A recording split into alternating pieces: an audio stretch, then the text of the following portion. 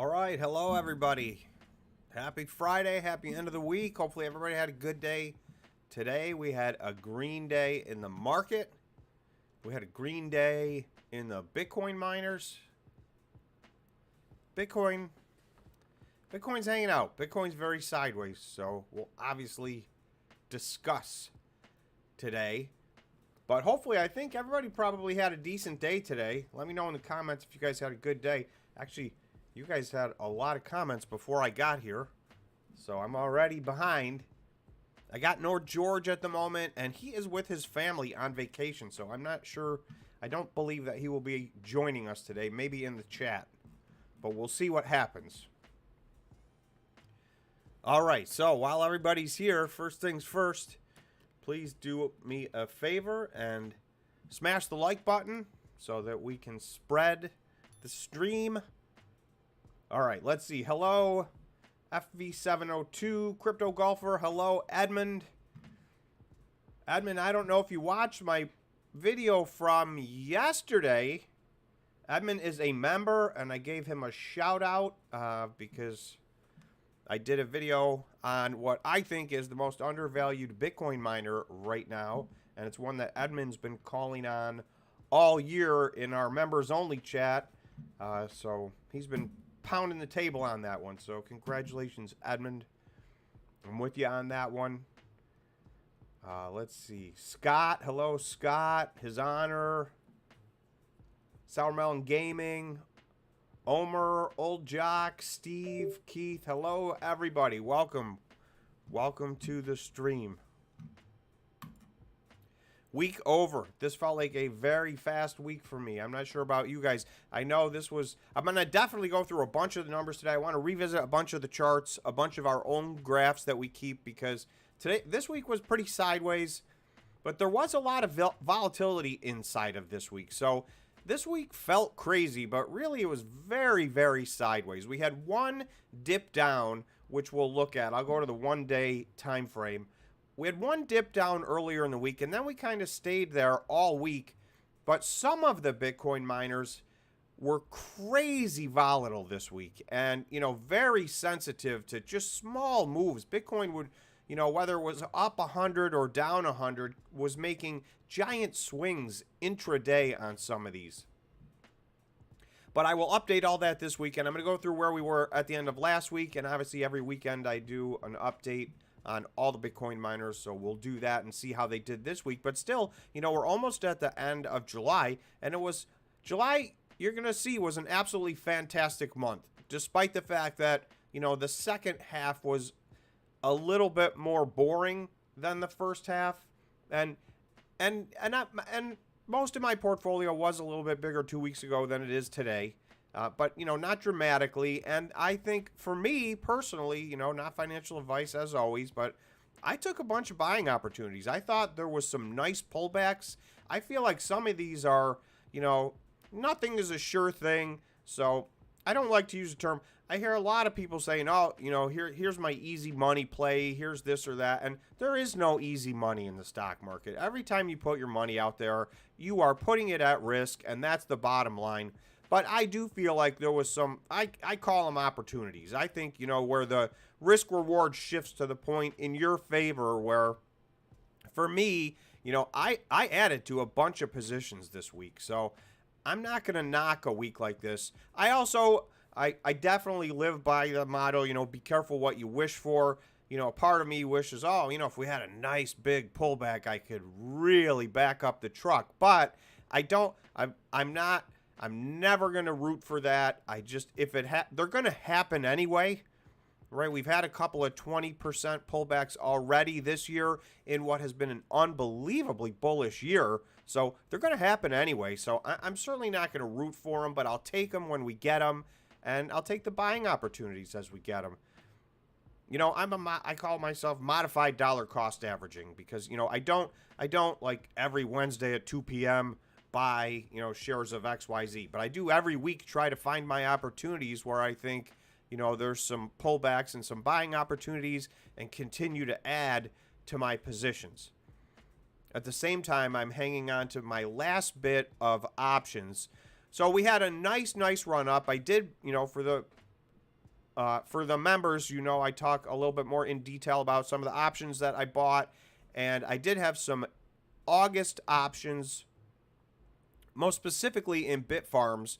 So I have sold over 70% of those, and I'm already way up on those. So I am holding the last just about 30% because I think there's more left to come between now and the time they expire in August. But even if they go to zero, it will have ended up being a very good trade for me. You know, and we did do an options video in the members only section, and I'm going to do a bunch more, you know, options tutorials. I know a lot of you out there are, you know, I don't want to say expert, but, you know, are very experienced and skilled in options tradings. However, I also know a lot of you don't trade in options, and most traders don't really trade in options. You know, so, you know, there's a big market for that, but most traders don't mess with them.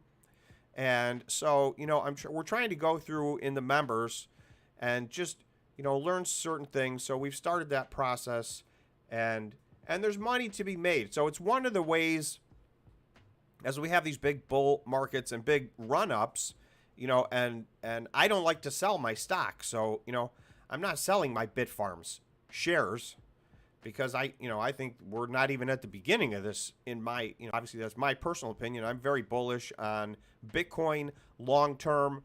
I like, you know, in this instance, I'm talking about Bitfarms. I like what they're doing. So I'm not selling my stock, but, you know, through utilization of options, you can get some more of these short-term swings where, you know, you can make a little money on the side, which either is some extra money or, you know, helps mitigate some of the, you know, paper losses, you know, during pullbacks. Again, it's paper loss until you sell it. And, you know, if you stop believing in a stock, if a story has changed, if something fundamentally changes about a stock, then obviously everybody needs to keep up to date with your due diligence. And, you know, and there sometimes you're going to sell a stock for a loss. But for me, with most of the Bitcoin miners that I hold, I have a very high level of conviction. Obviously, for me, I personally spend a ridiculous amount of time looking at this stuff. So, and that doesn't mean I'm right about any of it. I just spend a lot of time looking at it. So what it does mean, though, is it gives me a higher level of conviction to hold them through good times and bad times, and add to them when, you know, oftentimes it can be very, very painful to add to some of these when all the momentum feels down and everything, you know, nothing seems too low, no price is good enough. But we're not in that moment right now. So, you know, if I zoom out, this is the 1 day. Let me just get rid of this for now.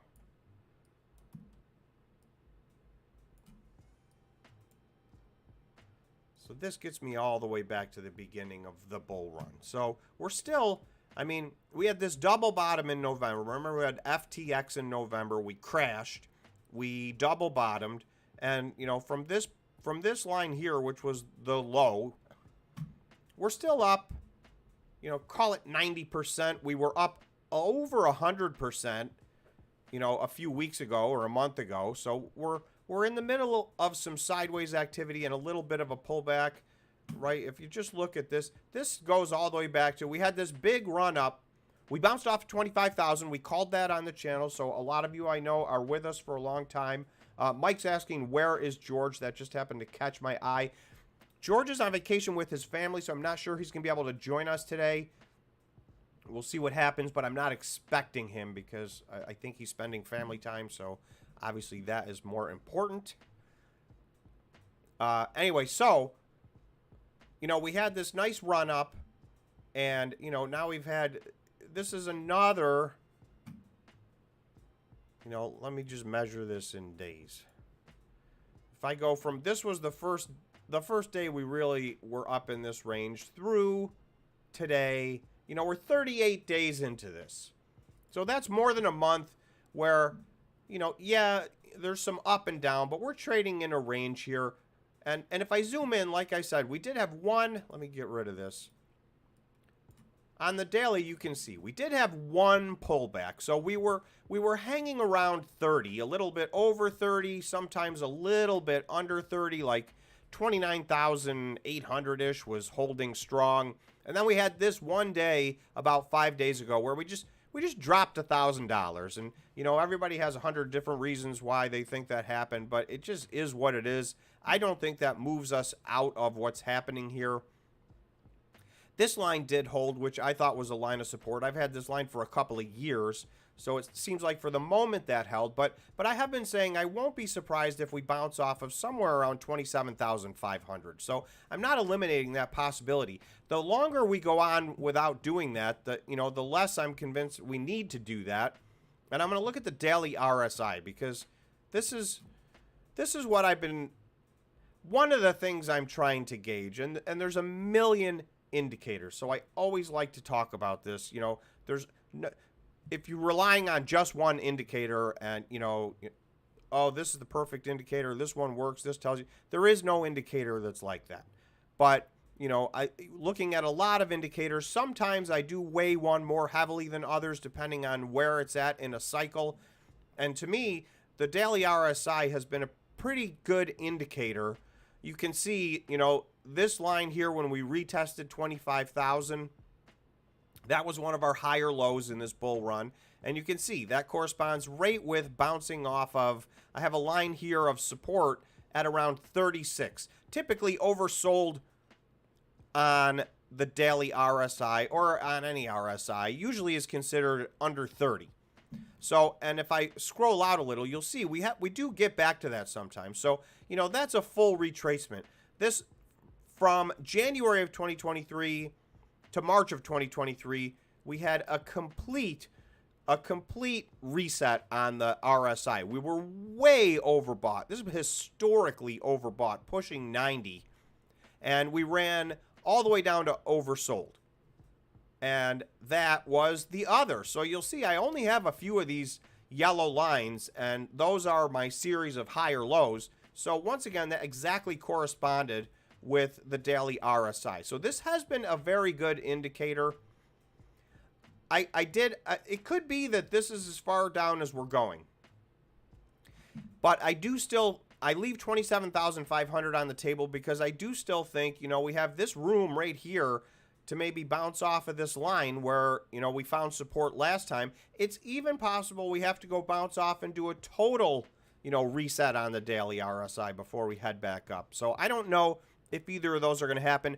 But to me, either of those things are short-term things, and they're just resets to continue what I think is, you know, we're at the beginning of, or, you know, now 7.5 or 8 months into a bull market. And I think that bull market's going to continue. So I've been saying that. I want to remain consistent. I've been saying I think we're in a bull market. When we hit the bottom, I was adamant, you know, and I was not alone. I think a lot of people recognized that there were, again, nothing's ever a guarantee, so you can't know, but there was so many signals at this point that this was, I called this false action. This was the FTX drop we got. I really think we had already bottomed out, and then we got this little bit of extra push to the downside, so that was a real confirmation, especially when we double bottomed. So, you know, that's ancient history at this point, but to me it looks like we're many months. I'm going to do my arrow that I do every stream that I do. If I can find, am I not seeing that?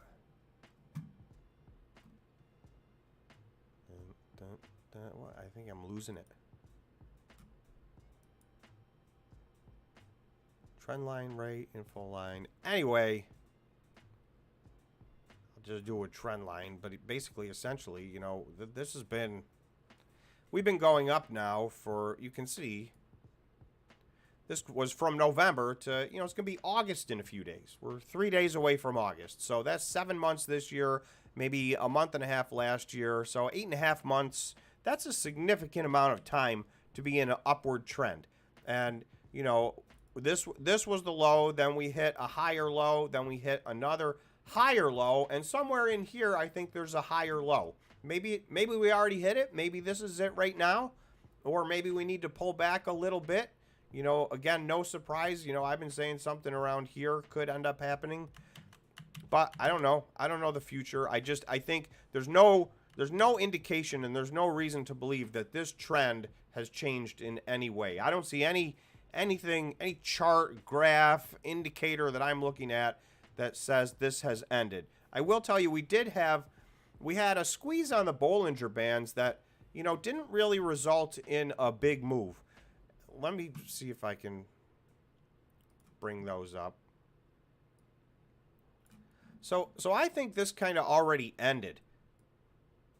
You can see the Bollinger Band squeezed here, and usually that's an indication that we're going to get a big move to the upside or a big move to the downside. And really all we got, in my opinion, and you know, maybe there's still something to come, but I think this one thing right here, that was it. It was a pretty small move to the downside, and now we're sideways. So maybe there's more to come. You know, maybe we will get the rest of that push down to this, you know, this higher low that I'm thinking was going to happen. But maybe not. We definitely, this is a very healthy pattern. That's all I'm going to do a poll. And I'm sorry, I'm not looking a lot at the chat because George usually helps me with that. So I'm flying solo at the moment, but I will try and take a look at the chat as well. But for the moment, let's put up a poll.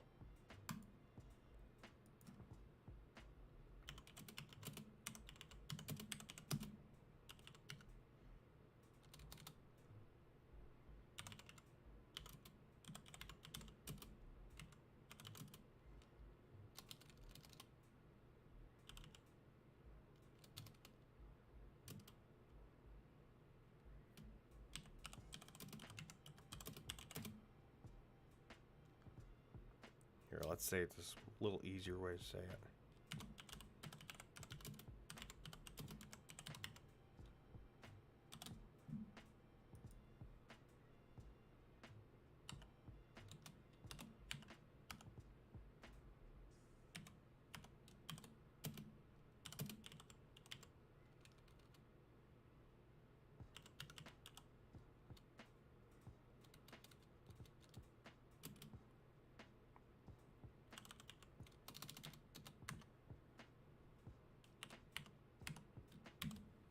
I'm going to keep it super simple.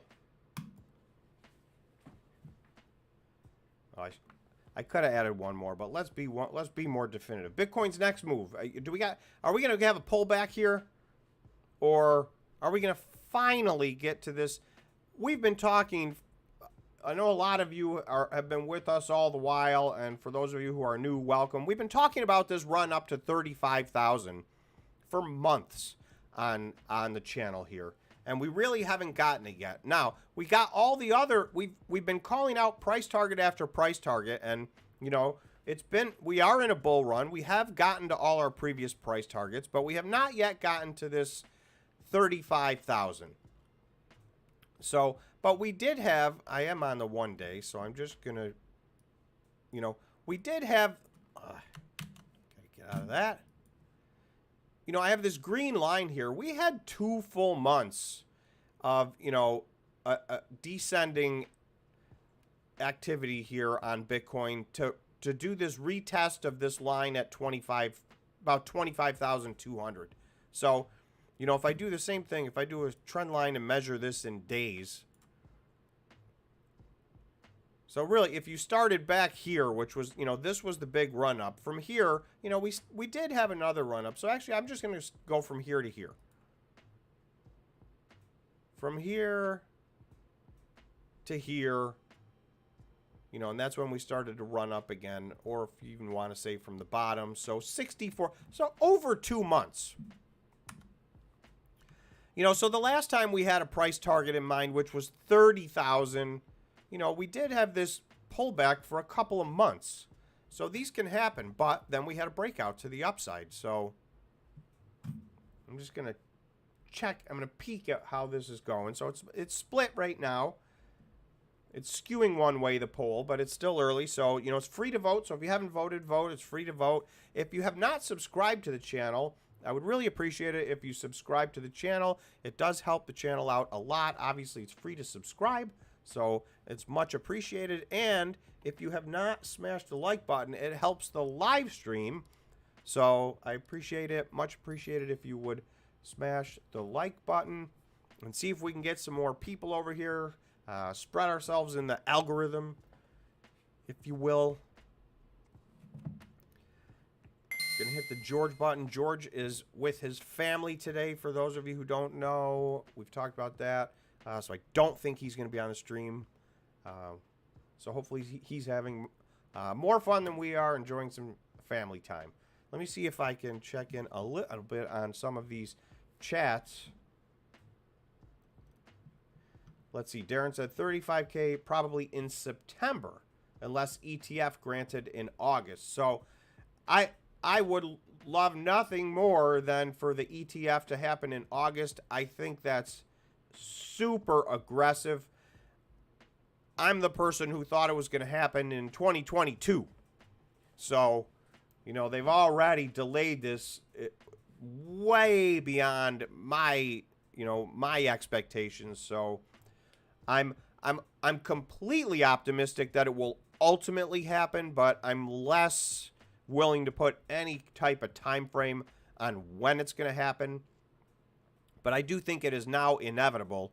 But also I do think the SEC seems to have a stance where they will drag this out as long as they possibly can. It's totally futile. It's going to happen. I don't understand what, you know, it is what it is. But I do think that's coming. And that is, you know, whether it's instantaneous or it takes some time. A lot of times there's fake outs and the market will intentionally react. You know, big money can dictate. And remember, this is still a small, the entire crypto universe is $1.2 trillion. Bitcoin is still south of $600 billion. So putting that in perspective, Apple's, you know, a $3 trillion company. That's just one company. Microsoft's, you know, over $2.5 trillion company. Google's a $1.6 trillion company. So, you know, there's a half a dozen companies that are bigger than the entire crypto universe. So, you know, it's not conspiracy talk, you know, to think about big money pushing this around a little bit, you know, to fulfill their own agenda. So, you know, maybe they'll delay the reaction of an ETF, but I think not for long. At some point sooner than later, you know, FOMO is going to set in, because that opens doors. That opens the door to, you know, 10,000 times the amount of money that is currently accessing the cryptocurrency world. So that doesn't mean all that money's coming into it, but some, you know, 1%, 2%, 3% of that money comes in, and all of a sudden we've got an explosion in the cryptocurrency world. And I do think, so I'm not a Bitcoin maximalist, but I think Bitcoin is by far the big piece of this puzzle. It has differentiated itself in a lot of different ways from the rest of cryptocurrency, in my opinion. And so I think that will be, you know, and obviously that's the one that's going to get the ETF first. So for those reasons, I'm very bullish in whatever the time period is. And I don't want to say I don't care. Obviously I do care. That you know, we're all patiently waiting. So those of you who are still in this, and those of you who withstood this crypto winter, number one, congratulations on your conviction and the pain. Sorry for the pain and suffering, but it's part of the investment process. But I do think we're on the other side. And, now hopefully is the good part. And I'm going to show some charts that show, it's already, we're well into the good part. If you dollar cost averaged all the way down on these Bitcoin miners, you're in a pretty good place right now. 2023 has been spectacular. So let me show you the chart instead of just talking about it. Where's the... Okay, so this is through last Friday. So obviously it's now this Friday, 1 week later, but there's none of these numbers have changed dramatically. This is the 18 or 19 Bitcoin miners that are publicly traded that I follow. There are some very, very small nano cap stocks that I don't have on this list. I even do have some of the nano caps, but there's some, 5 million, 10 million, 15 million that I have not included here, especially if they're not pure play Bitcoin miners. Anyway, this represents, I'm going to say, somewhere between 97 and 99% of the market cap of publicly traded Bitcoin miners. So you're going to see, I'm going to start at this end.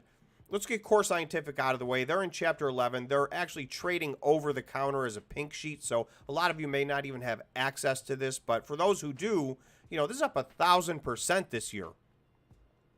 And by the way, it's up 2,000% from the bottom in December. So, for those who bought at 4 cents, I'll speak for George since he's not here. He was really wanted to buy in, and he needs to make his own buying decisions. But I kind of told him, I'm not going to waste my time. And, I'm kicking myself. Other than I try not to kick myself. I do feel like I put my money in a lot of stocks that had some, I'm not kicking myself for the, I put that money, some of that money went into Riot instead. So that's up 442% year to date.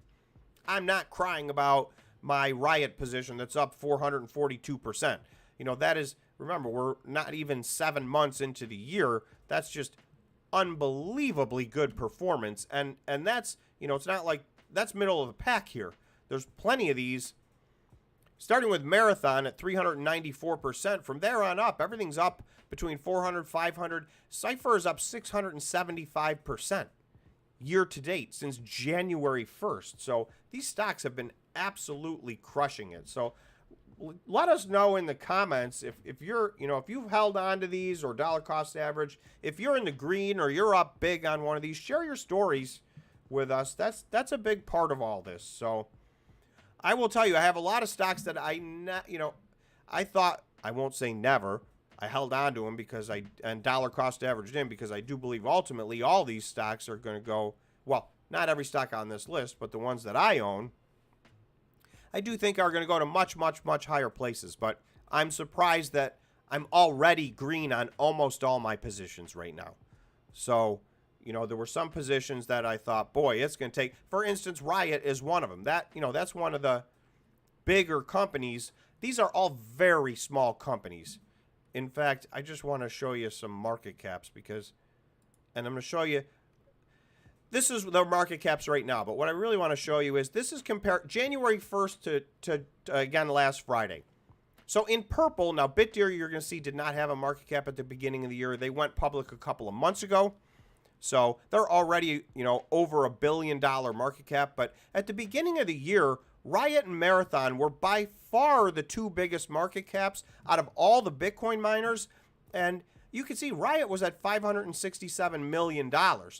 That's the whole entire universe here was at like $1.8 billion, I think it got down to. All the Bitcoin publicly traded Bitcoin miners market cap added up, put together. So that is half where Riot is right now.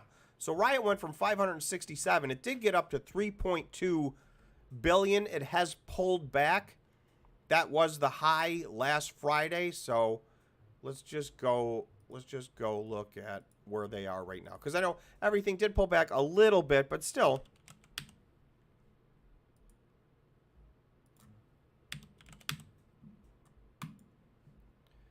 Okay, so, well, you know what? Not really. 3.27, and where were we? 3.27. So, actually, we're sideways for the week. So, there you go. There's a sneak peek at what information is to come this weekend.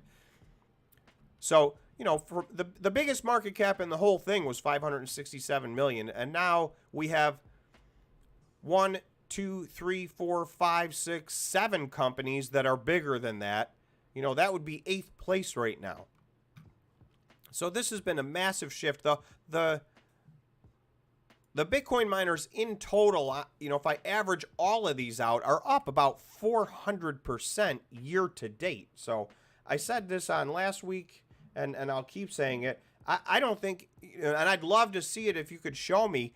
I can't believe there's another full industry. Like, this is the entire industry. This is the Bitcoin mining industry that is publicly traded. I think this is the number one performing industry in the stock market by far in the year 2023. Now, this was a train wreck in 2022. This was a disaster. So, it's not like, that's half the story. So for those who had to suffer the pain of 2022, at least we're recovering very quickly in 2023. And for those of you who got in at the right time, a lot of people joined in at or near the lows, or, they didn't take the run all the way down with every one of these stocks. Sour Mountain Gaming saying 59-cent average on WULF. So, that's phenomenal. So if I go to WULF right now, $3.42. So Sour Mountain Gaming's in at 59 cents. And by the way, it's not like that was a long time ago. If I go year to date, you can see this was down around that. This was in March. This was in, got down to 54 cents. So these are the types of runs you can get. There are a few of these that have not had a run yet. Every single one of these is not necessarily going to get a run. I know there have been a lot of comments in the comment section on the YouTube channel, on the videos, why is this stock not moving? Why is that stock not moving? So I just want to take 1 minute and show you guys a stock, because I think this is very telling on how these miners work. So this is GREE. So Greenidge, this was their all-time low here on December 27th. Now, they're a pretty new company, so it's not like, that's years and years of data, but this was their all-time low. So if you were in them in June, just a little over a month ago, you were down from their all-time low. So you could have been 6 or 7 months into banging your head against the wall going, what is going on with GREE? But then all of a sudden, there's almost a 500% move to the upside. So this is what can happen in these companies. So sometimes you have to wait. It's almost like, maybe they haven't gotten their turn yet. There's a few that I think are going to get their turn. I don't know if it's going to be 500%, and obviously this is pulled back from there. So, now from the bottom to right now, it's still almost 300% move to the upside. So these are huge moves. This is what can happen. And I'm going to show you a couple that I'm putting a few dollars in. These are not my main plays. These are not my high conviction plays. And again, this is not financial advice. I cannot tell you to buy a stock, sell a stock, hold a stock. You guys got to do, make your own decisions. But I'm going to just tell you a few that I'm playing more of a swing trade. So I have a bunch that I have a very high conviction in. I'm holding those stocks. I'm probably going to hold them for years unless something, completely unexpected happens. But I do have a few right now that I plan on swing trading. In other words, I'm going to buy them because I think at some period of time between, let's even call it between now and the halving, I think it'll be faster than that. But, I think it'll be the next 2 or 3 months. But, it's hard to put a time frame on things. In my opinion, a stock like Eni, a lot of people have bought into Eni and they're very frustrated, from where, they're up. They're up from their all-time low, but even this 49%. You can see on the average, this industry's up over 400%. So this is kind of 1/10 the performance of a lot of their peers.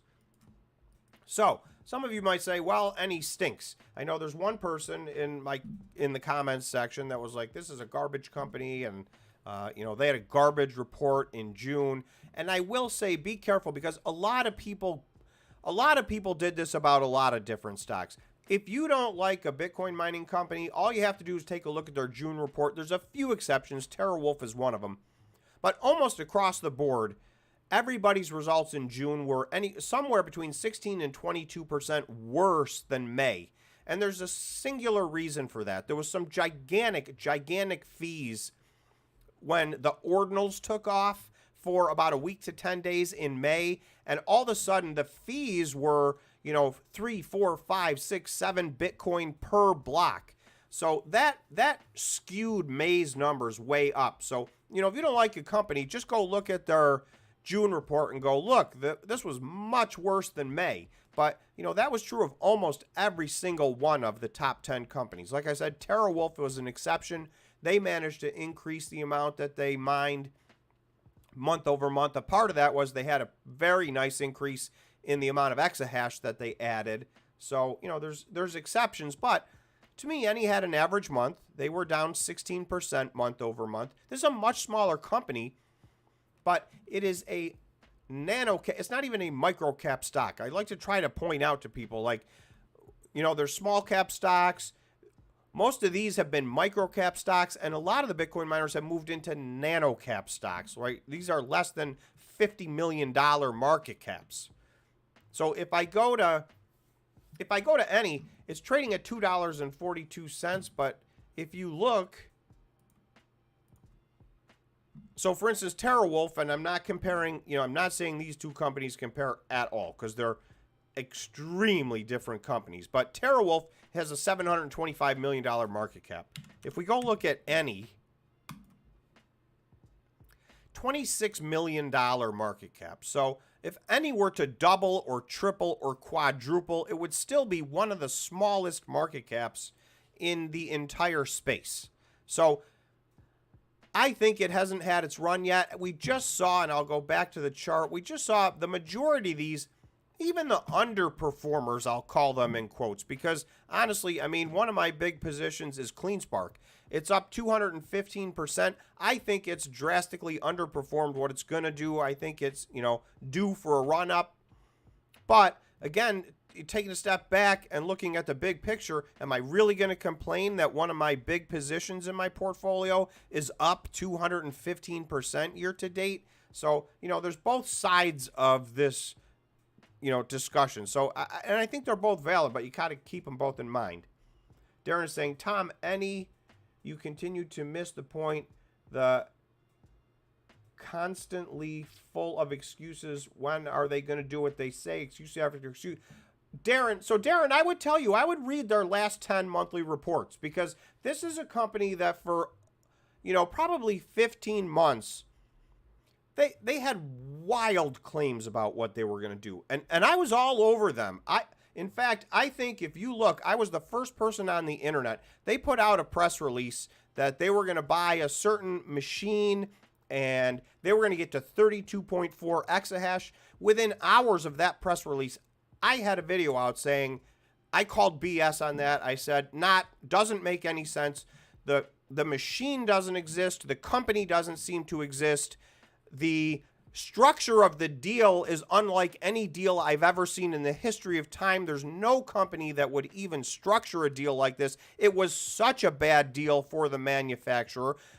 And it turns out, none of all that did not come to fruition, because history's history. I don't think the machine existed. Right, they had, part of the deal was they had 3 months to give them a prototype of the machine. So they never even got to that point in the process. So on what they were calling a $2 or $3 billion deal that was going to get them to 32.4 exahash, be the biggest Bitcoin miner publicly traded in the world, they never even got the first machine. They only put $10 million down. That was another giant red flag to me. You don't have a $1.8 billion deal where you have a $10 million deposit on. So I called BS on these guys when it was BS, but they have replaced their entire management, including their CEO. And if you look at their reports, they've pretty much been doing exactly what they say they're going to do. Now, I will stress, don't be confused. I'm not saying Any is one of the great companies on this list. I'm not even sure, what they're going to look like. I do not have conviction in them past the halving. This is not a place I'm going to park my money for a long-term investment. That's just my personal opinion. But they are doing exactly what they said they're going to do, and they're probably 10 months into exactly hitting their expectations. They've drastically increased their amount of Bitcoin mined, right? They've tripled, or actually more. They've about 5x'd the amount of Bitcoin they produce today versus 5 months ago. So they are now doing what unfortunately, the flip side of that, so where I would agree with you, Darren, is I don't think it's enough. So even though they're now doing everything that they said they're going to do, I'm just not sure it's enough to matter, once the halving comes, that, I don't think I don't know that they can scale up to where this is a company that has great success after the halving. Doesn't mean I think they're going out of business after the halving. I just have to try to decide as an investor, is this going to be a good investment for me? Is this going to be a good place for me to park my money and get a good return? So, some companies may survive for years or decades, but, they may not be good investments. So I don't think it's a great necessarily long-term investment, but I do think there's a 2 or 3 or 4x coming in any. That is just my personal opinion. If that happens, I will swing trade out of it and take the gain if I get it. If I don't, at some point I'll stop loss out if it goes down, but there's not that far that it can go down. It's a $26 million market cap company right now, right? There's not much lower it can go. Now, the lower that it can go is everything can always go to zero. So I understand, you got to, hopefully everybody understands no matter what you buy, the ultimate downside is that, your stock could go to zero. But to me, the risk reward is, I think the realistic downside is pretty small on any. And if Bitcoin rallies, and I'm not even thinking it's necessarily a stock ticker anything. It's, it's one of those, what do they say? High tide rises all boats. If Bitcoin runs up to 35,000 or 37,000, I think all the Bitcoin miners are going to get a big bump on that. And people are looking for places to get these 2, 3, 4, 5, 6x's. And you can see, this is a lot of people in certain industries say, oh, this is going to 5x and this is going to 10x. And that's kind of a fantasy. I've been heavily criticized for clickbait on my thumbnails, but here, 439%, that's a 5x. So Marathon, 4x, DigiHost, 5x, Iris Energy, 5.5x, Riot, 5.5x, WULF, 5.5x, Bit Digital, 6.5x, CIFR, almost an 8x. Core Scientific is more than a 10x, and if you go 2 weeks later, it's a 20x. So that's what happens with these. So I think big money will run this up to a 3, 4, 5x, and I might be wrong. And it's not, it's certainly not a big, giant piece of my portfolio. But those are my thoughts on that. So, I don't know. I've said my piece. Everybody obviously needs to make their own decision about this company. But I do think, if they had a history of, not only not doing what they said they were going to do, but what they said they were going to do was, in my personal opinion, and as it played out, totally, laughably ridiculous. But that management team is gone. And I'm not, I can't punish the new management team who came in, shaped up the balance sheet, and said, here's what we're going to do.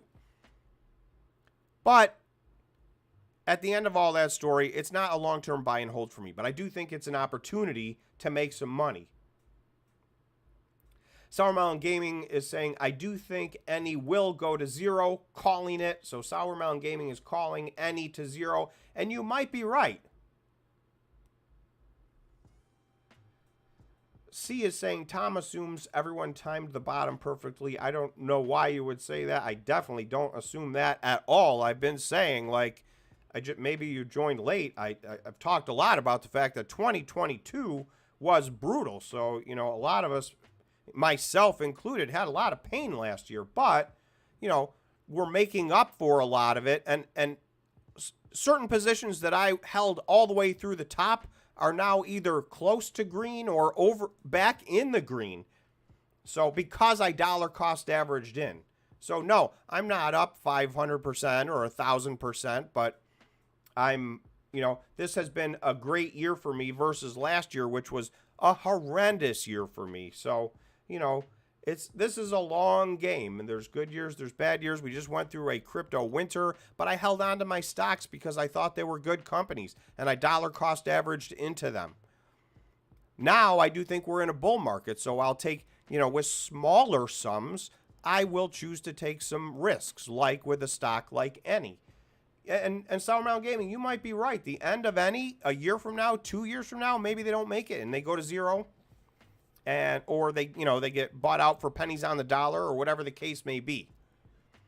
My point is, before they go to zero, are they going to go from $26 million market cap to $100 million market cap? That's a very small move. But everybody's free. Listen, you guys can think I'm a moron if you want. That's fine. You will not be the first person to think that. You will not be the last.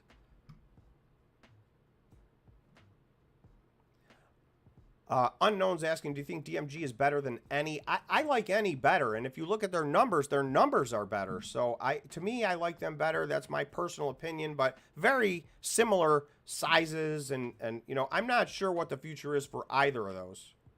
Edmund is saying, Iris has 64 million of cash and no debt. Not a lot of news, but when they come, it's good. I trust Iris's management. Management is very experienced in power generation and infrastructure. So there's Edmund. Yes, I know Edmund on the private stream as well as our Friday public stream has been very adamantly talking about Iris Energy.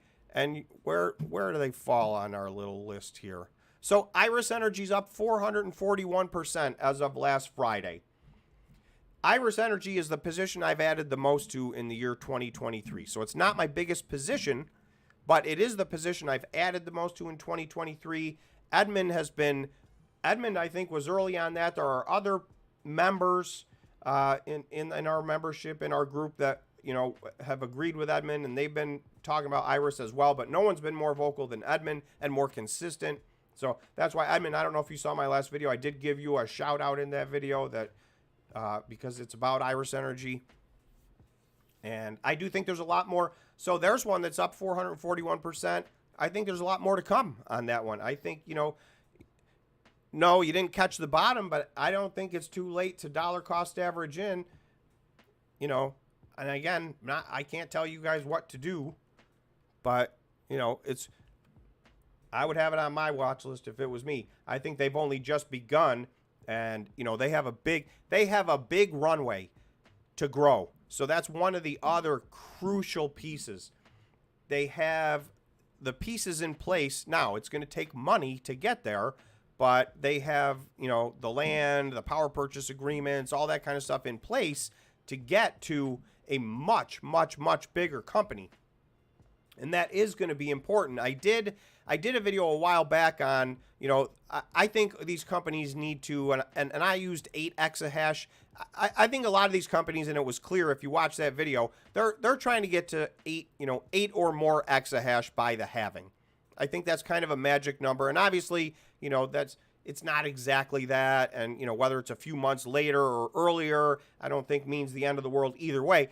But, you know, somebody said, well, what's the difference how many exahash they have? You know, as long as they're efficiently mining. The difference is there is a certain amount of overhead. So, you know, as the halving comes, the reward is going to get cut in half, obviously, by definition. So, you know, you're only going to get a little over 3 Bitcoin per block. So, you know, if you only have 1 or 2 exahash, you still have to have a company. You still have to have, you know, and most of these companies have anywhere, you know, between $2, $3, $4, $5 million a month in overhead. And those are the smaller companies. So, you know, if you're not generating gross profit in excess of that, then it doesn't matter how efficient you are. You can have the best gross profit percent out of all the Bitcoin miners. But if the raw dollars aren't there to pay for your overhead, you will go out of business for the same reason that basically every company goes out of business for, which is cash flow. So, you know, if you're not big enough, it's just not possible to scale to the point where you're paying for your overhead. And that's just step one, right? A successful company needs to do a lot more than pay for its overhead. It needs to generate a healthy profit, you know, and have a good positive cash flow, good growth, good price earnings, strong balance sheet. So there's a lot of variables, but, you know, if you're not even generating gross profit, none of the other things can happen. So that's a deal breaker. And that's why I made that video. So it's a fair question, like, why does it matter? But that would be my answer. It does matter because without a certain amount of gross profit dollars, you can't sustain your business and grow your business.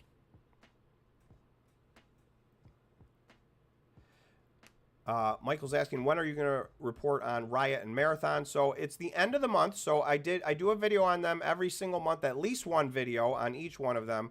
So when they put out their numbers, probably, you know, a week or a week and a half from now, I'll do a Riot update and I'll do a marathon update. So that's coming. His Honor said, Tom, I agree with you on any. I've added along with the January 25 calls. Thank you. There's one person that agrees with me. And listen, I understand that a lot of people are going to disagree with a lot of my opinions. There's a million different ways to trade. And most importantly, you know, if whatever you think, that's how you have to trade, because, you know, having conviction in your trade is crucial. So it doesn't matter what I think of any. If you think it's junk, you can't trade it because you're going to lose money on it. You'll have paper hands and sell at the first sign of trouble. And that's not, you know, that's all of us. That's how it works. If you don't believe in a stock, you know, then it's hard to have the proper conviction and buy, you know, when it's down. So, you know, to each their own. There's plenty of Bitcoin miners that I think are going to make money. So, you know, if you don't like one for whatever reason, maybe because you don't like their logo, it doesn't matter. If you don't like one, you don't have to buy it. There's a lot of room in this space. And you know, there's a lot of other ways to play Bitcoin as well. So it's not just the Bitcoin miners. We talk about that on this channel, obviously, significantly, but that's not the only thing. We're at 54 likes. Sorry to interrupt myself, but if you guys could do me a favor and smash the like button, it does help the channel. It helps the live stream, so it spreads that out and gets more people here, so we can all share our information together. Also, for those of you not familiar, we do have a membership on the channel, so it's got to be the cheapest membership on YouTube. It's $5 a month that goes towards the channel, and with that, we do a members-only live stream once a week, every Tuesday after the market closes.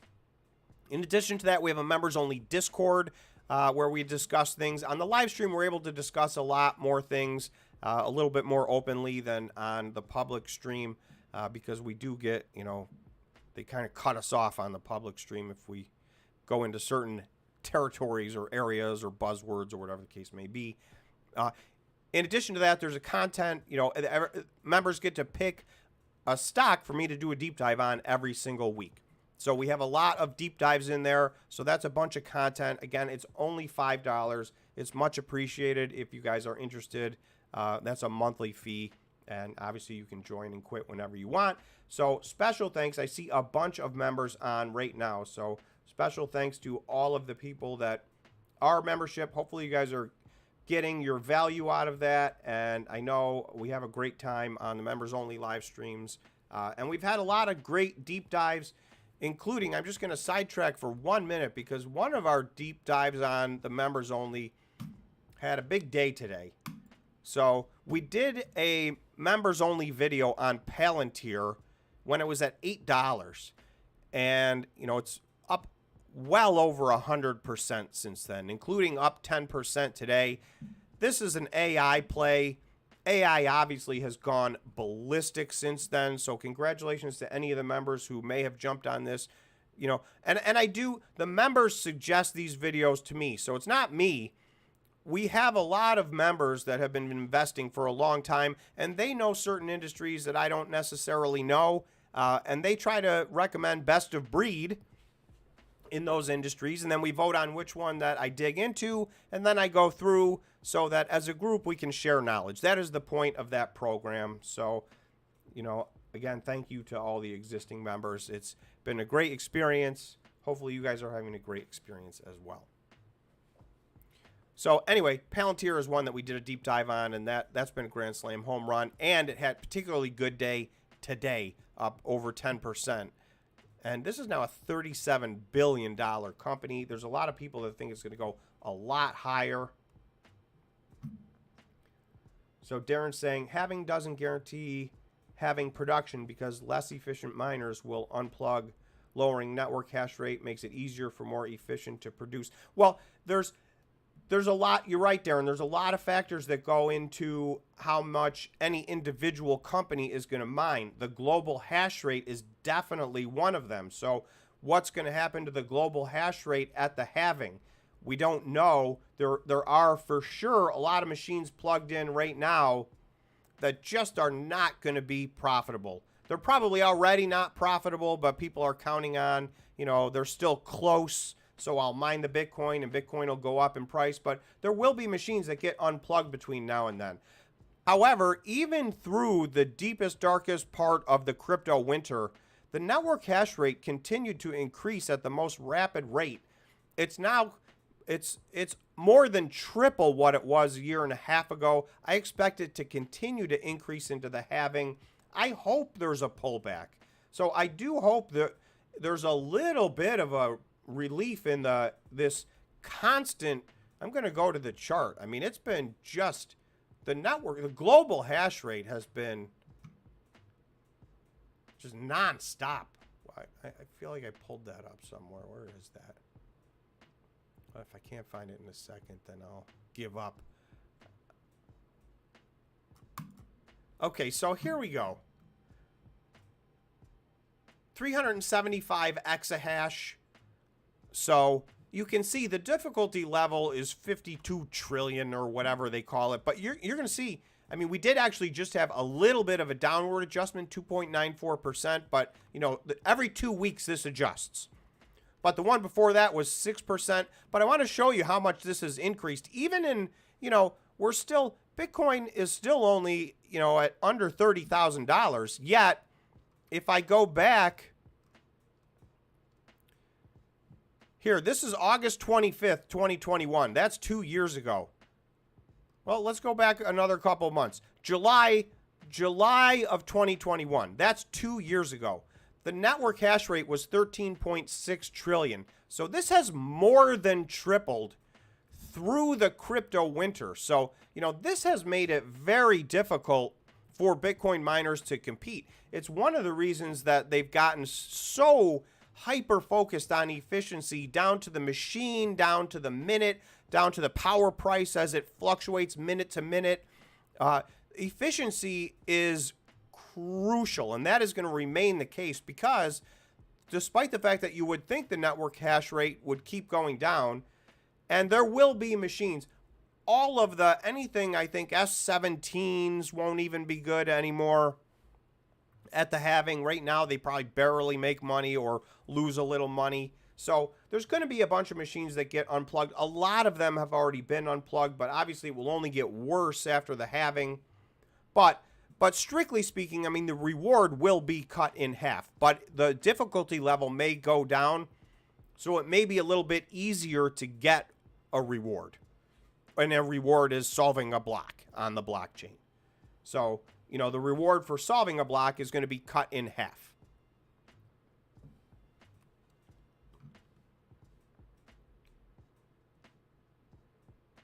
Ricky's saying, what do you expect to see with Bitfarms earnings? So, yes, so it's earnings season. Thank you for bringing that up, Ricky, who's also a member. Thanks for being a member. It's earnings season starting in August. We're going to get a lot of earnings report in, I think from August 10th through the end of the month, we'll get a bunch of these earning reports. I can't remember exactly which day Bitfarms is, but I'm expecting to see, a nice gross profit margin. The things I'm looking for from these companies right now are I want to see dollar-wise a nice gross profit margin, enough from a cash flow standpoint to cover their overhead and be cash flow positive as a company. So that's my number one objective that I'm looking for as these financial statements come out. So on a cash basis, I want to see these companies be positive cash flow from operations. And, that should lead to positive EBITDA. I'm not expecting these companies to have GAAP earnings yet. But I think positive cash flow, positive EBITDA, I want to see them managing their overhead because, like I said, going into the halving, one of the things that a company can control, they can try to manage their overhead and keep that as low as possible. These companies are going to have to be lean and mean. You're looking at the numbers that, the difficulty level went from 13 to 52 trillion in a 2-year period. This has gotten unbelievably competitive, And that would make sense if Bitcoin went from 20,000 to 100,000 or whatever, but the opposite happened. 2 years ago, Bitcoin was almost 70,000. It's now 2 years later, it's 3 times as hard to mine a block, and Bitcoin's worth less than half of what it was. So the Bitcoin economics, if you will, have gotten extremely difficult. And that will only get worse at the halving. So yes, you know, when Sour Melon Gaming says, I think that any may go to zero, you know, that's, some of these companies aren't going to be able to survive that economic equation unless Bitcoin takes a giant run up. And I don't really see a lot of people, you know, there's always voices out there, but I don't see anybody calling for, you know, Bitcoin 100,000 or 200,000 by the halving. I think we're going to be above 50,000, and most people disagree with me on that. So that's the next poll I'm going to do. This one's almost a tie. So what's the next move, up or down for Bitcoin? 102 votes, and we're 53% say down, 47% say up. So a little bit bearish from where we sit right now. So, you know, that's rare. We're usually a little bit to the optimistic side. So we'll see how that plays out. Let's end that poll, and let's see where you guys think.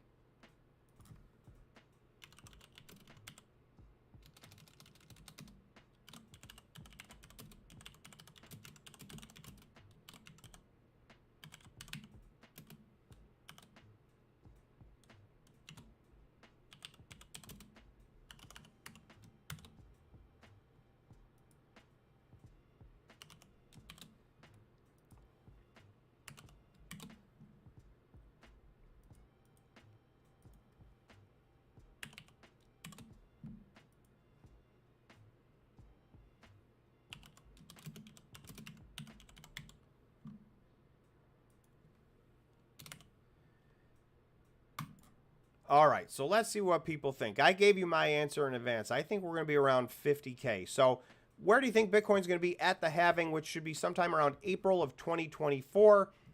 And the choices I gave are 30,000, which is around where we are right now, 40,000, 50,000, or 60,000 and above.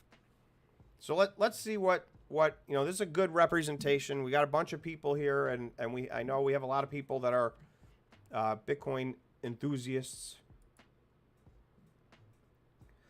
Mocha said, I missed the poll, but honestly, I think we hold 29K. You know, and that was I was going to consider putting an option on there, you know, just we keep going sideways. Buying pressure is too high right now. Sour Melon Gaming. Tom, remember this post. Bitcoin will take its run to 35K in August and finish the year at 45 to 50K. I will remember that post, and it's going to be easy for me to remember because I really have a very, very similar viewpoint to that. So, Sour Melon Gaming, I think we're on very close to the same page. We'll see what happens, but I agree.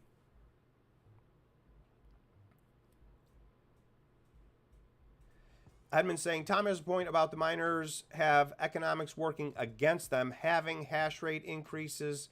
That is one reason why I also like Bitcoin. Right. So I just brushed over the fact earlier. There's more than one way to play this. We talk about the Bitcoin miners. They are a leveraged play, so more potential upside, but more risk for sure. You know, obviously the purest play on this is just to buy Bitcoin. So I know a lot of you have mixed portfolios of some miners, some Bitcoin, maybe some altcoins. Obviously, you know, the rest of the market as well.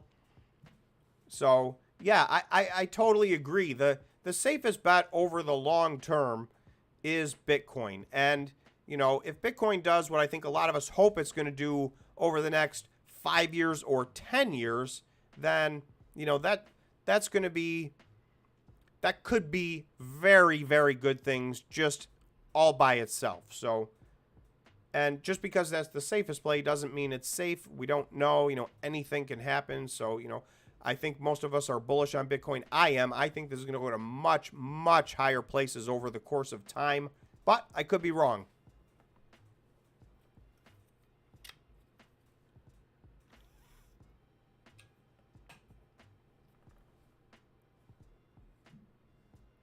Let's see, minor doc Bitfarms should perform well this summer with the Texas heat.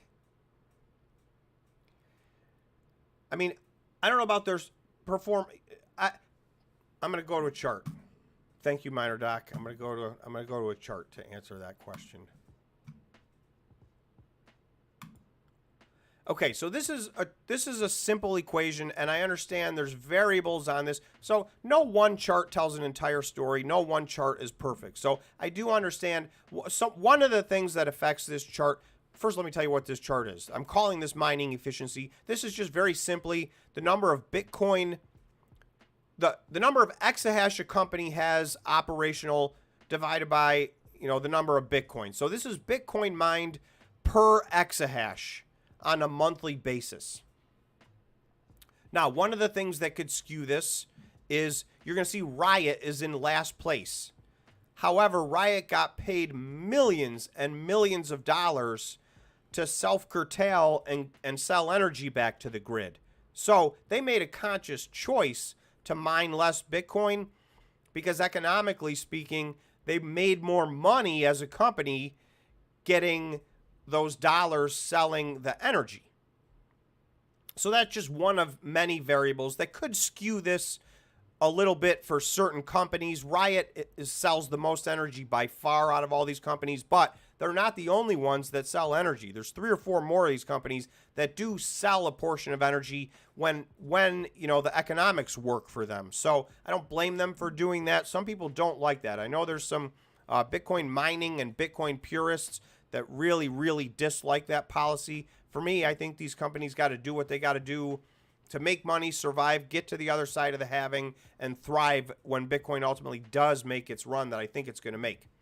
Okay, so having said that, Bitfarms, you'll see Bitfarms was tied for first place in the month of June. In parentheses, you'll see where they were last month, which was first place. They've been first place, I think, every single month all year in 2023.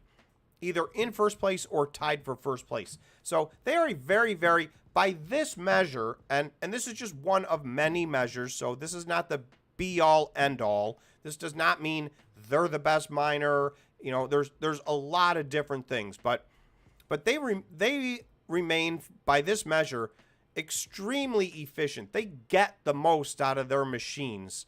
So that's one of the reasons that I'm bullish on them. That this is not an outlier. This is not one month where they happen to pop up to a good number. They're in first every month, and so is Hive. It's very frequently, like this month, Hive and Bitfarms are tied for first place.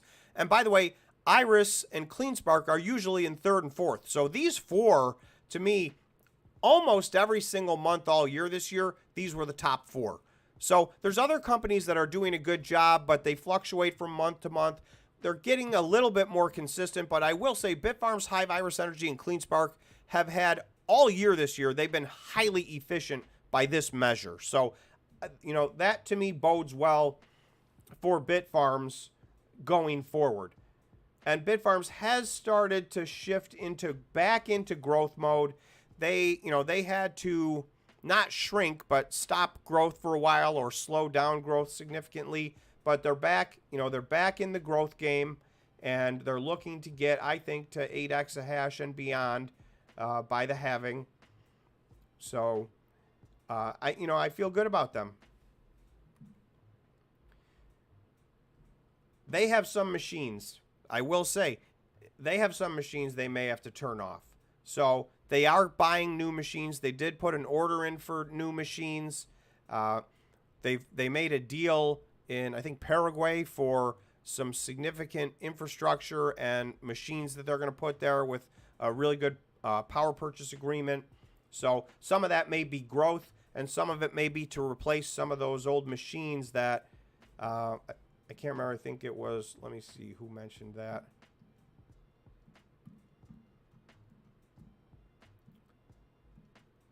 Darren, I think, mentioned that earlier, that, some of these machines are going to have to go offline when the halving comes, because they're just not going to cut it anymore.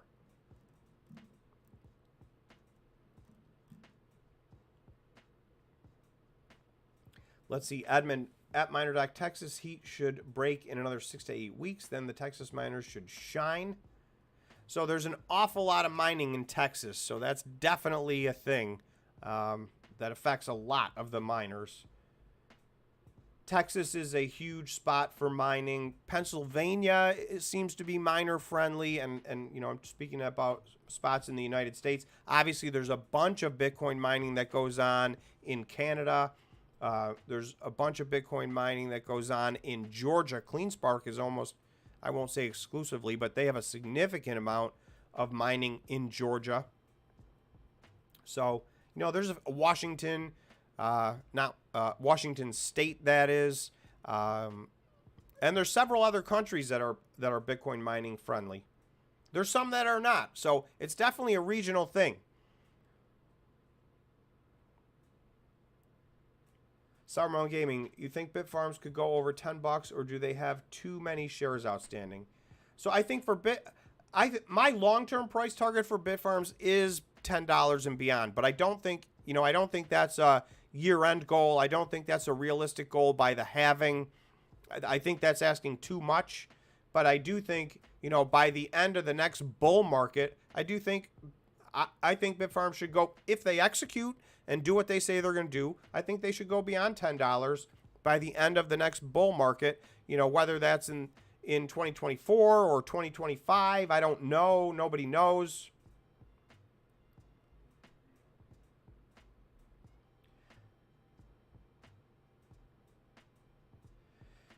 Calvin's asking, any thoughts on which geographic areas on the globe would be best for mining?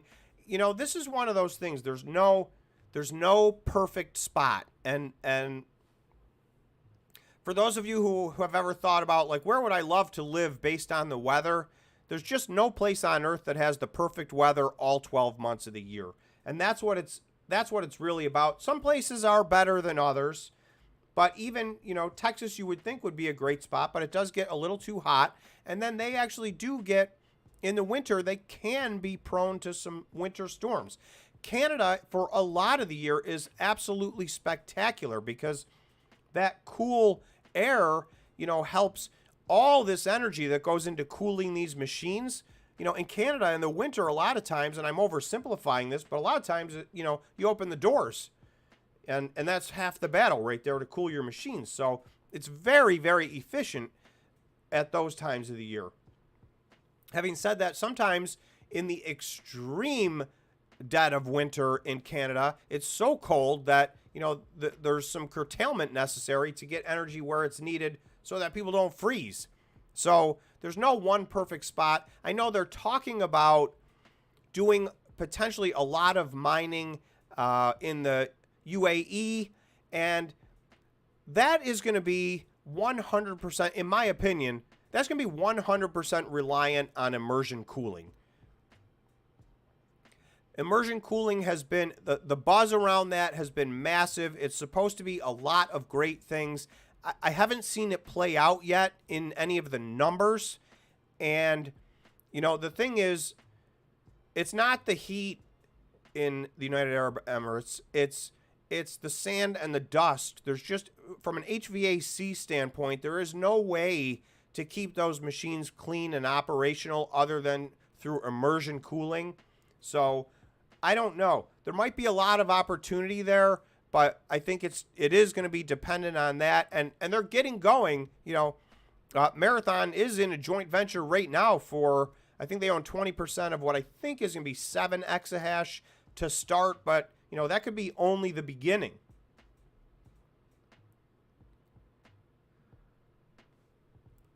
Let's see. MinerDoc saying Texas will do great after late September. Bitfarms Argentina operations should counteract the Canadian winter. So that is true. And finally, I do think, you know, it took, for several reasons, they pumped the brakes on the Argentina situation, but I think that's settling itself out. And, you know, between Argentina and I think it's Paraguay, they're going to have some significant operations. So they're very diverse. So I think that's important. Having diversity in location is helpful, you know, from a geopolitical standpoint, from a weather standpoint, for all those reasons, you know, diversity can be a very good thing. Kelvin saying, I wonder about year-round submersion mining in hot climate. So that's what I'm saying. I've yet to see this play out the way that they say it's going to play out. Maybe it will, but it hasn't shown up in any of the numbers yet. You know, maybe it's just still too early. Darren's asking, what's the outcome of the marathon dilution vote? I don't know the answer to that. Does anybody know the answer to that? Is there an answer to that yet? Have they had their meeting? Have they had their vote? Do we know what the outcome of that? So Marathon is looking to increase their number of authorized shares significantly. I think more than double their number of authorized shares versus what they currently have right now. And that is on the ballot for voting at this meeting. So I'm not sure if that's happened or yet or what the outcome of that is. I have a little bit different perspective, I think, than the rest of the world on this. I'm totally fine with increasing the number of outstanding shares. Sorry, without increasing the number of authorized shares. And my line of reasoning is this industry is still in the high growth phase. So these high growth companies, they dilute. It's just a part of the equation. What you have to hope for is that they dilute in a way that is smart. You know, they talk about accretive dilution, that what they do with that money increases the business proportionally to the dilution that you're getting in your shares of the stock. I think CleanSpark is a great example of a company that has done a bunch of dilution, but they've grown in multiples. So despite the fact that they have a big increase in their outstanding shares, and they're still in line from a share standpoint, or even less than most of the other Bitcoin miners, but they did do a bunch of dilution. But I think, you know, I'm very supportive of the dilution they've done. I think it's made them a much, much bigger, better, stronger company. So I think my shares are worth a lot more. You know, I have a smaller part of a bigger pie, but I think it's more valuable, in my opinion. So that's the best you can hope for. But there is no company that's going to avoid dilution. I know even the great Iris Energy, they have started to dilute. And, you know, they made it a long way, longer than anybody, getting to where they're going without any dilution. But they have what is effectively a shelf offering, and they're going to use it, but they're going to grow monumentally with it. So it's going to be a similar scenario. You know, if they can use that and triple their exahash in an effective way, then I'm okay with that. So, you know, where I would be wrong is if Marathon, you know, votes yes. I think they want to go to 500 million authorized shares. Correct me if you know and I'm wrong, let me know. But I think that's what they're looking for. So, you know, if they did that and then all of a sudden tomorrow they issued 200 million shares of stock, then I would say, you know what, they got us. But I do think if they did that, you know, they would be undermining themselves as management. They would be undermining the company, and there would be severe ramifications. So that doesn't mean that people don't abuse, you know, these stock dilutions. Not every some companies are much better than others. So it comes down to, do you trust management? If you trust management, then that can be the greatest tool they have in their toolbox. Oh, we've got a bunch of, you know, we got a shelf offering, and they're not even talking about a shelf offering yet. They're just talking about increasing the number of authorized shares so that the next step they can take is, when the time is right, to do a shelf offering. And then even when you do a shelf offering, you're not really issuing shares. That gives you the option to issue shares, you know, when the time is right. At, you know, from time to time, at a time of their choosing is usually the language in these shelf offerings, which gives them the flexibility to do what they need to do and try and maximize those dollars. So we'll see. I do think, you know, with all that's said and done, and I know Marathon's had a lot of missteps, and again, if you rewatch my videos, I called them out month after month after month when they were missing their goals. But 2023 has been a much better year for them. And through all of this, financially, I think they've done a really good job. Even when operationally they were somewhere between struggling and failing, maybe that's too harsh of a word, but they had a really tough 2022 operationally. But from a financial standpoint, I think they made a lot of strong moves. So, I don't know. I have some confidence in their management. Maybe I'm wrong. Edmund is saying, Tom, San Diego has the best year-round weather. It was the greatest place in the 60s and 70s. I have not been to San Diego. I've never been to San Diego. I've been to San Francisco. I know they have pretty consistent weather all year, I think. However, I'm guessing, and I'm just guessing, I don't think California would allow any Bitcoin mining in their state. So that is speculation on my part, but that would so fundamentally go against every rule, law, and regulation that they have as a state that I would be surprised if they allowed any significant amount of Bitcoin mining in their state. But let me know if I'm wrong. Tim is saying 200 million shares is nearly $2 billion, Tom. They could buy out a bunch of the smaller miners with that. So, yeah, so to Tim's point, if they do the right thing with the money, then it can be a great thing. I don't know if you're being sarcastic or serious, but it all depends what they do with the money, right? If they buy a yacht and, et cetera, then obviously they did the wrong thing with the money. And that's not helping the company, and their shares will suffer. But I don't see Fred as that type of person.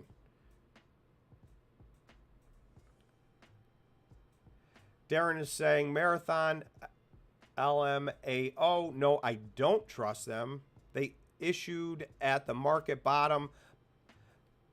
Well, I will tell you, the most of the money that they raised at, it's almost shocking how almost perfectly they timed the top of this market. They got $730 million, which is the vast majority of the money that they've raised as a company.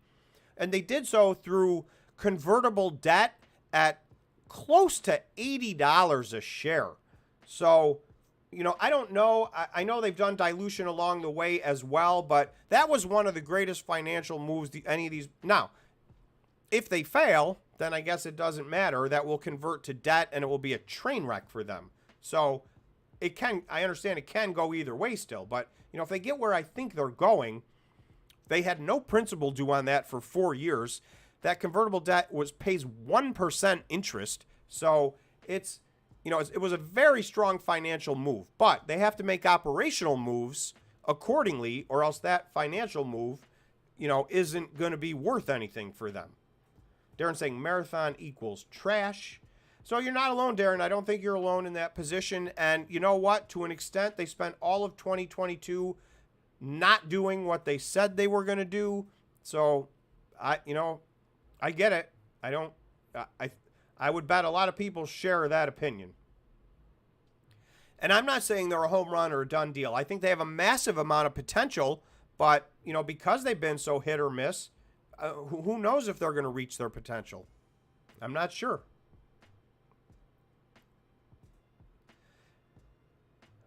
Mocha Nut said, yeah, California is a no-go for anything crypto. Yeah, I figured as much. I imagined. Tim said, have you spoken about Mara and I pronounced this wrong, but Oradine? Huge news there this week. So they're making their own, and correct me if I'm thinking of the wrong thing, but they have ownership in a company that makes a Bitcoin miner. So I assume that's going to be a pipeline for them. What Fred had talked about was that was a move to try to, reduce their supply chain reliance on China. Most of these Bitcoin miners are made in China. And at the moment, the supply chain on Bitcoin miners is not the bottleneck at all in this industry. But there was a time that it was. And yeah, I do think it's a big move for them to get involved in a company that's making the miners. That's vertical integration. It's funny. In some ways, Marathon's the least vertically integrated company, yet in other ways, they've found unique ways to do some vertical integration that none of the other companies have done. For instance, they have their own pool. And now their ownership in a company that makes Bitcoin miners. So we'll see how that plays out. But yeah, that I thought that was a very positive thing.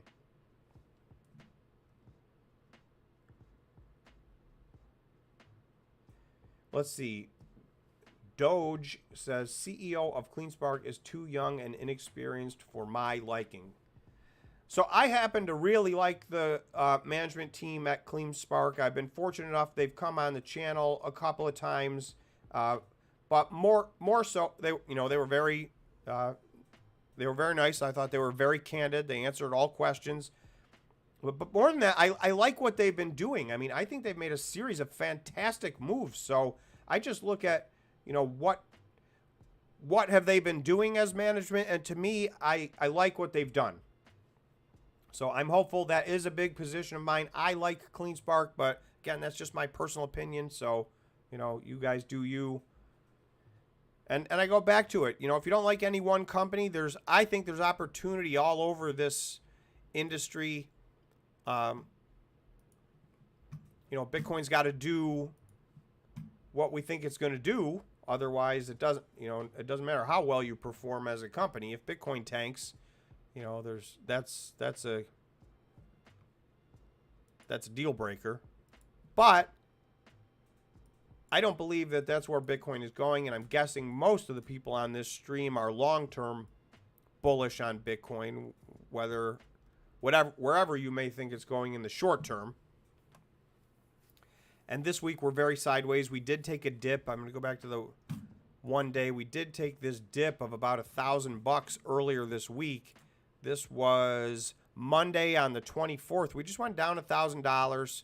And, now you can see 3 out of these 4 candles have been green, but really no movement at all. Totally sideways since then.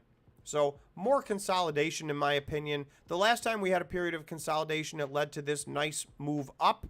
So I'm hopeful that that happens again. And I'm still looking for this move up to 35,000. So I can wait. I don't see anything that changes my mind that, that tells me we're not going there, but only time will tell.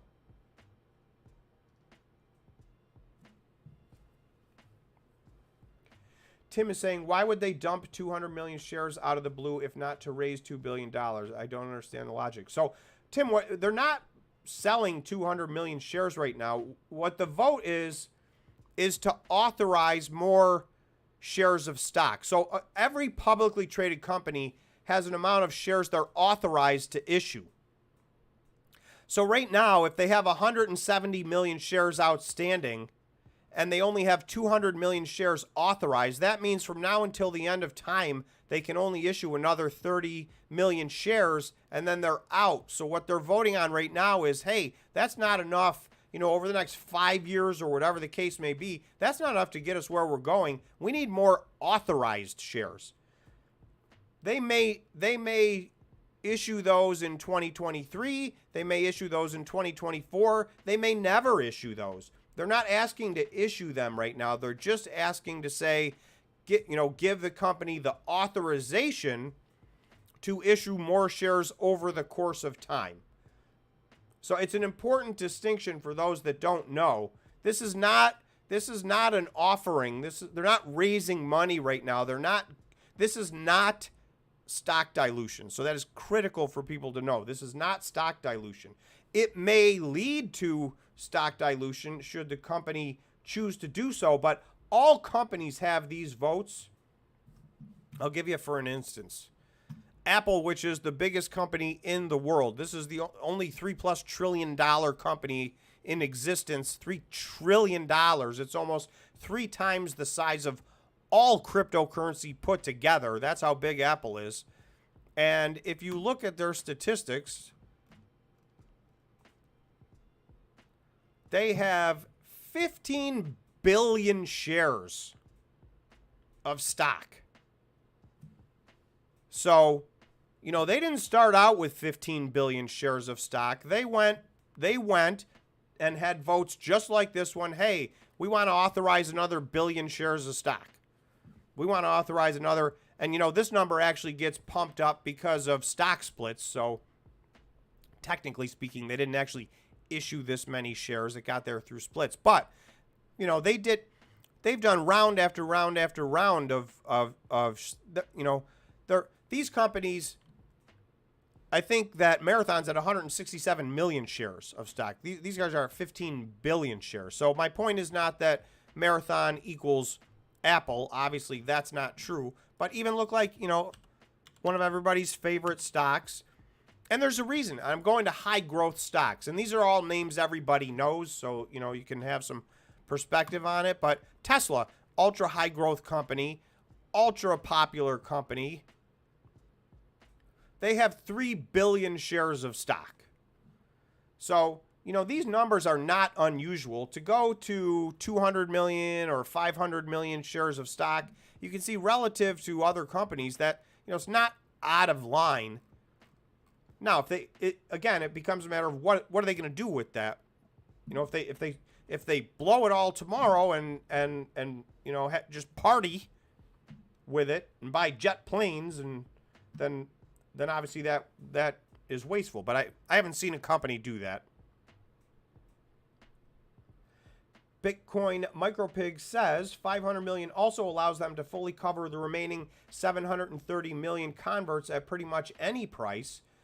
Value of perma-shorts is greatly undermined. Yeah, so that's a phenomenal point. In the event that does not convert to equity, and I think that it will, that's $730 million of convertible debt. I believe that's going to convert to equity. They've got until 2026, so through the entire next bull market, theoretically, to get there. But if they don't get there and it does not convert to equity and they have to pay that debt off, then yes, this number of they can raise the money. So essentially, it converts to equity in that manner by raising the money through, stock dilution. So, and it's that backstop, which is true, that, these perma shorts that think they've got a scenario, it undermines that and makes the company stronger from that standpoint. So yeah, it is complicated and nobody's right or wrong, but at least I do think it's important everybody understand what they're doing, because some people I think have a misconception that, they're issuing billions of dollars of stock. That's what this vote is about, but that really isn't what the vote is.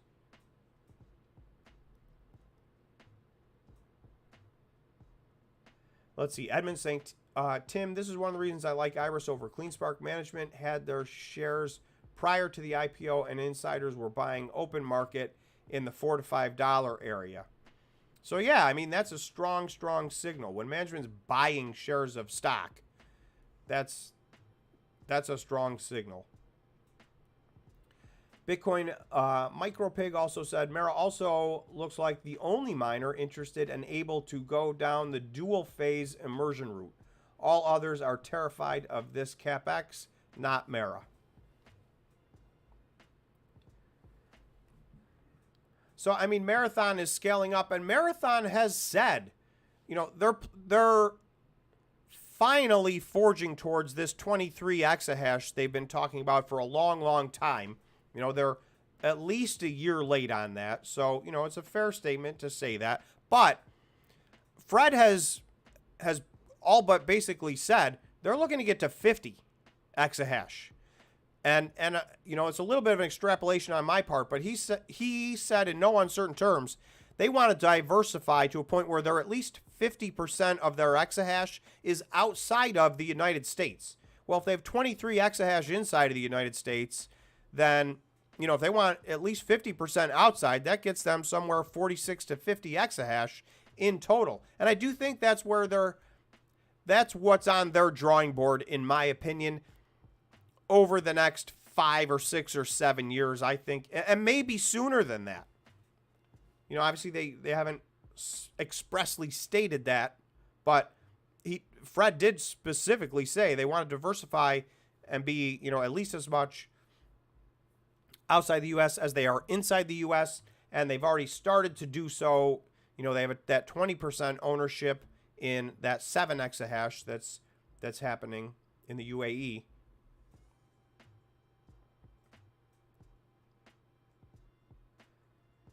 And lastly, Bitcoin MicroPig says that the nation states in the Middle East want to deal with well-capitalized companies, not the microcaps.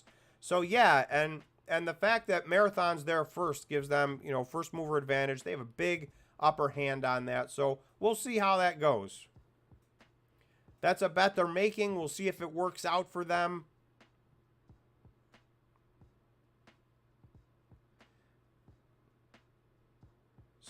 Aridine means, and I'm pronouncing that wrong, I have no doubt, means a steady flow of new market-leading ASICs for Mara forever. So yeah, the one thing I would say is I'm not sure how those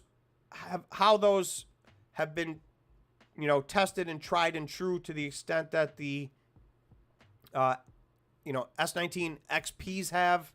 To me, those are the market leaders, and I know there's several other machines that are similar in specifications. So, I'm not sure. I don't consider myself an expert on that, and I just look at the specifications. But from a performance standpoint, that seems to be the industry standard. So I don't know if these hold up to that. I know specifications-wise, they have some excellent specs on them. So we'll see how they perform. Let's just take a look at the poll.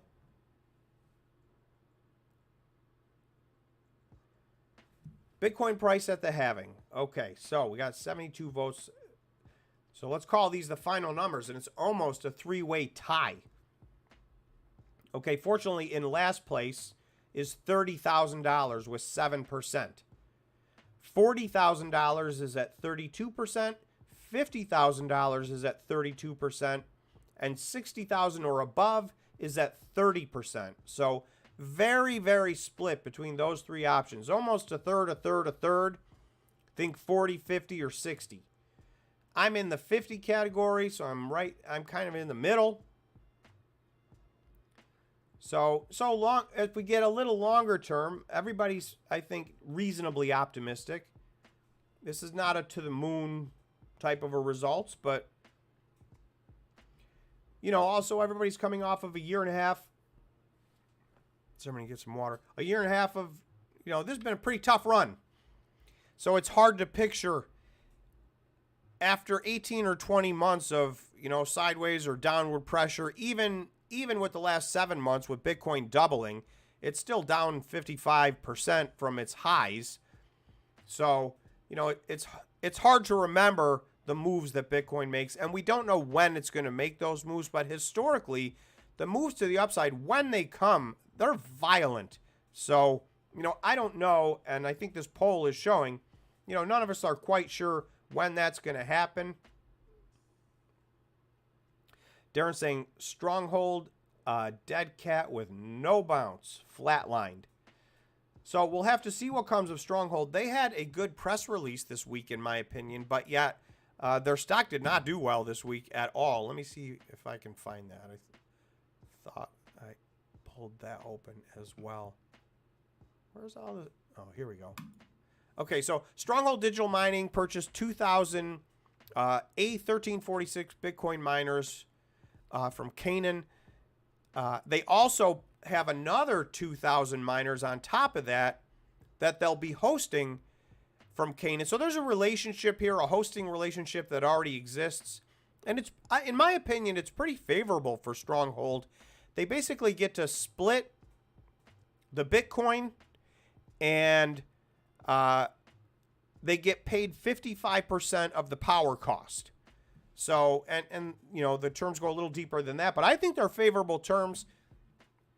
I do think Stronghold, this was a company that was done for. There were 6 or 7 or 8 companies that, unless they found a way to 100% restructure their debt and restructure their company, they would have been out of business by now. And pretty much all of them were able to work with their lenders. And I think their lenders realized something was better than nothing, which was the alternative. And Stronghold's one of those companies. I love their business model. I'm not sure where their business is going. I'm hopeful. I'm optimistic. This is a company that's doing something very cool. If you don't know what Stronghold does, I would check them out. Again, I have no idea if they're going to succeed or not as a business, but I hope they do, because this is a cool company. They're making real change. They're cleaning up toxic waste effectively, and through that process, mining Bitcoin. They're using that to mine Bitcoin. So it's a cool concept. I'm not sure, it sounds good on paper, but we'll see if they're able to make money that way.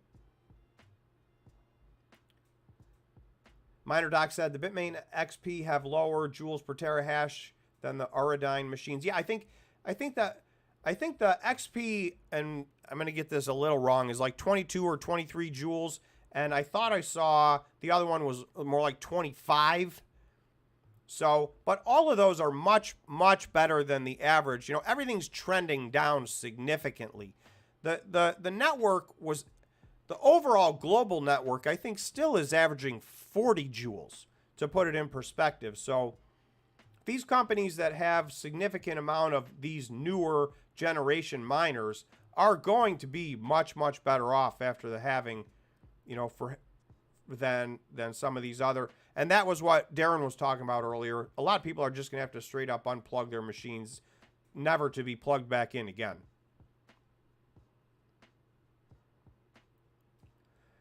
Bitcoin MicroBig is saying, not really, MinerDoc. Teraflux dual phase nameplate efficiency is 21 joules per terahash versus XP's 21.5 joules. And Teraflux is better designed for DR purposes. Okay, so they may have a specific machine that's better than the one that I was looking at. I thought the one I was looking at was 25 joules. Maybe that's not right. So Bitcoin MicroPig, who I know does spend a lot of time fact checking and looking into this stuff. That's what he's saying about this. He or she, I don't know. So you guys can check that out for yourself. But all of those are great numbers. I mean, 21, 22, 23, even 24, 25 joules per terahash is so much better than what, even the original S19 was doing.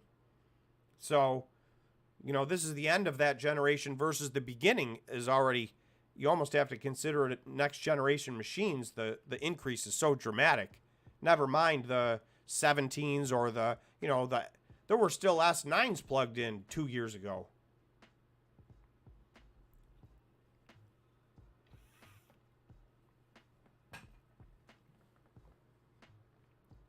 All right, I'm going to end this poll. It's basically a three-way tie.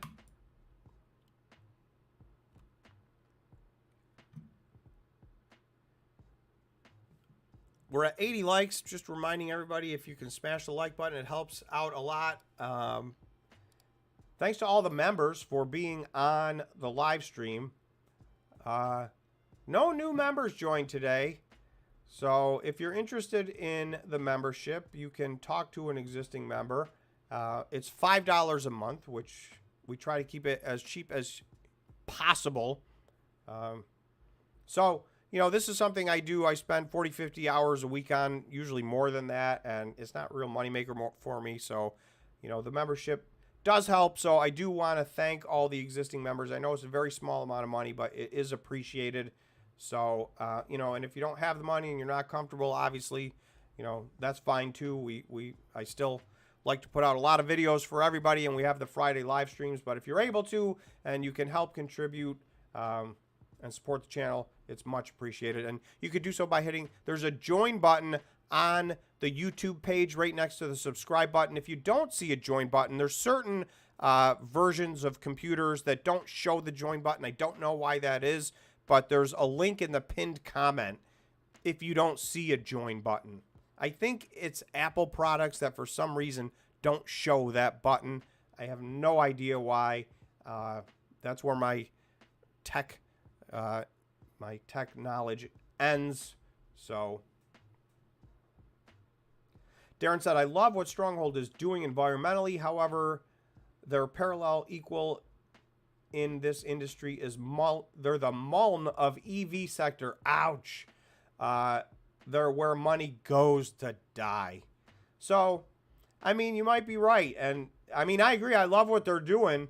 But it definitely remains to be seen as to whether or not they can make money on it. And I think Darren's saying, yeah, Mullen definitely is where money goes to die. And I know some people, if you've traded it, you know, if you're a day trader, which I'm not at all, there's probably people that have made money on Mullen, but unfortunately more people have lost money. And the stock's a disaster, so. All right, anybody have any other thoughts? Hopefully everybody had a good week. Let's just revisit. Let's just go through and take a look. I mean, the Bitcoin miners were green today, so with a few minor exceptions, but Bitfarms up, you know, almost over 4.5%, HUT up 5.5%, Hive up over 5%. So the three large Canadian miners all had really good days. CleanSpark, which is one of my larger positions, had, you know, so-so up just a little under 2%. Riot, also that is one of my larger positions, FYI. And again, I'm not telling you guys to buy these. I'm not recommending them. I just, you know, I like to let people know what I'm in, just FYI. They were up 4% today. Marathon was up 4%, you know, both up about 4.5%. So Riot and Marathon often trade in tandem. They go back and forth. Riot right now has a larger market cap, but there have been times, including like last month, where Marathon had a larger market cap. So they've traded positions many, many times over the last 2 or 3 years on which has a larger market cap. Riot has dominated the last 6 or 8 months. So that 90% of the time, Riot has had a larger market cap. They have a much stronger balance sheet technically. So their book value, their equity is about double Marathon's, but you know, that's mostly because of the convertible debt versus equity in one versus the other. So I think, you know, who knows? We'll see which one plays out. I think Riot has a little more consistency from my perspective, and I'm not in both.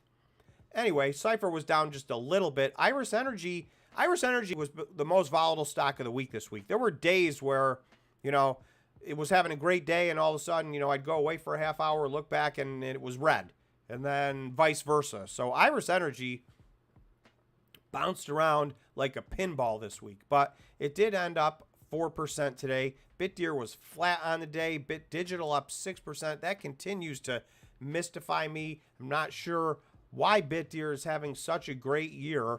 Let's just go look at what they're doing this year. So stock ticker BTBT, BitDigital, they're up 560% as of last Friday. So they're one of the best performers on the year. I did not have them in my top 10 list coming into the year. They're not, from operationally speaking, they're not a top 10 producer. They don't really even have a path to get into the top 10 as far as Bitcoin production goes. So I would say it's beyond unlikely that they see the top 10 in the next year or two. They're not even close. But yet, their stock's up is on fire. Now, there's an Ethereum piece to this. They do hold Bitcoin and Ethereum on their balance sheet. So, you know, I don't know if that's a part of what's going on here. You know, they get involved in staking and other things. And they have a strong balance sheet. So, I don't know. It's not one of my top conviction plays, but it's doing very well. Greenidge was flat. TerraWulf up a couple. Argo. So Argo's one I'm not sure where they're going. So that's just my personal opinion. That's a big question mark for me. Stronghold was down. Stronghold where Darren said good money goes to die. This did have a bouncy. This was very, very volatile this week as well. Mawson up 2%. I think Mawson is another one that, you know, it's not a long-term buy and hold for me, but there could be a swing play to be made there. You know, not financial advice, but it's one worth looking at because I'll just go look at this. Stock ticker MIGI, Mawson. this is once again a nano cap stock. So at $29 million, this is what I always look at. Forget stock price. The market cap, when the market caps are this tiny, there's always that chance that, you know, if Bitcoin has a giant run, everything takes a big run up, and where's the money going to go? You know, it's hard to take a $3 billion company and 3 or 4 or 5 exit. So, but it's nothing to take a $29 million company and triple or quadruple it. So, you know, the door's always open. It's a risk reward. It's not a long-term play for me personally, but it's another one that, you know, might be worth being on people's watch list. So all in all, very good week. I hope everybody had a great week. I'm going to wrap it up. I had I'm a week and a half into, my cold is almost gone, but it is still, I don't know if you can hear it or not. It is still lingering just a little bit. So hopefully by the end of the weekend, the cold will be 100% gone. So thanks again, everybody, for participating in the live stream, watching the videos. I really appreciate it. The videos have been doing well lately. So thank you so much for your views and your comments and your likes and all that stuff. So much appreciated. And so I guess that's it. Obviously I'll do my Bitcoin miner update over the weekend, so you guys can expect that, and we'll see what else is going on. Thank you so much, everybody, for participating, and have a fantastic weekend. And we will see you. For members, I'll see you Tuesday after the market closes on the members only stream. For everybody else, obviously, live stream for everybody every Friday, and videos in the middle. So thanks again. Have a great weekend.